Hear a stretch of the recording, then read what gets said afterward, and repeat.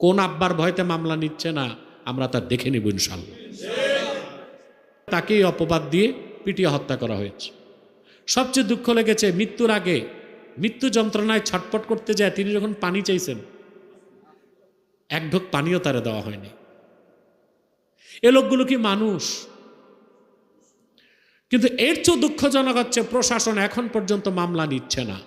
কিছু ওলামায়ে কেরাম, প্রতিবাদী জনতা আগামীকাল দুপুর 3টায় ঢাকায় মার্চ করবে। ওলামায়ে কেরাম এসেছিলেন, আমার সাথে দেখা করে গেছেন। সম্ভব হলে আপনারা এই মার্চে যাবেন একজন ইমামের পক্ষে। একটি দুঃখজনক বিষয় আপনারা দেখেছেন,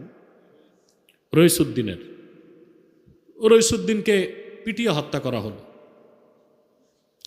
এখন একদল আরেক দলকে দোষ দিচ্ছে। ওখানেই বিভিন্ন দল আছে, রাজনৈতিক দল দোষ দিচ্ছে যে এটা লামাজহাবিরা করছে, লামাজিরা বলতেছে তারা করছে, অপবাদ দিছে উনি নাকি বলাৎকার করছে। আচ্ছা, যদি করেই থাকে তা তাকে কি পিটিয়ে হত্যা করা, এই এক্সট্রা জুডিশিয়াল কিলিং, বিচার বহির্ভূত হত্যা কি ইসলাম সমর্থন করে? প্রচলিত আইন সমর্থন করে? পরে দেখা গেল ওই রকম কোনো অপরাধী তিনি করে নাই, মিথ্যা অপবাদ দেওয়া হয়েছে।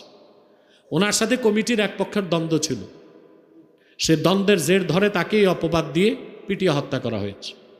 সবচেয়ে দুঃখ লেগেছে মৃত্যুর আগে, মৃত্যু যন্ত্রণায় ছটপট করতে যায় তিনি যখন পানি চাইছেন, এক ঢোক পানিও তারে দেওয়া হয়নি। এ লোকগুলো কি মানুষ? কিন্তু এর চেয়ে দুঃখজনক হচ্ছে প্রশাসন এখন পর্যন্ত মামলা নিচ্ছে না।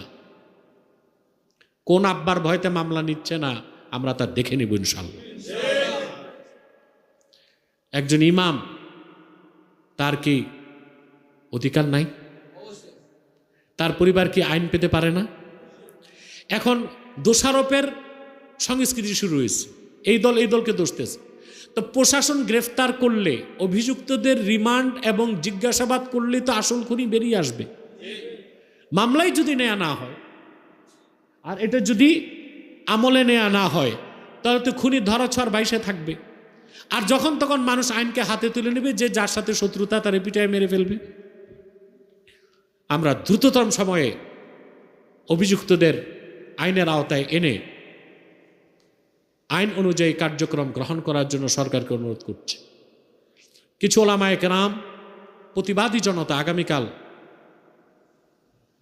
দুপুর 3টায় ঢাকায় মার্চ করবে। ওলামায়ে কেরাম এসেছিলেন, আমার সাথে দেখা করে গেছেন। সম্ভব হলে আপনারা এই মার্চে যাবেন একজন ইমামের পক্ষে, আইনের শাসন প্রতিষ্ঠার জন্যে, খুনিদের শাস্তির দাবি যেন আদায় হয় সেজন্যে। আল্লাহ আমাদেরকে কবুল করুক, মঞ্জুর করুক, বলুন আল্লাহুম্মা আমিন।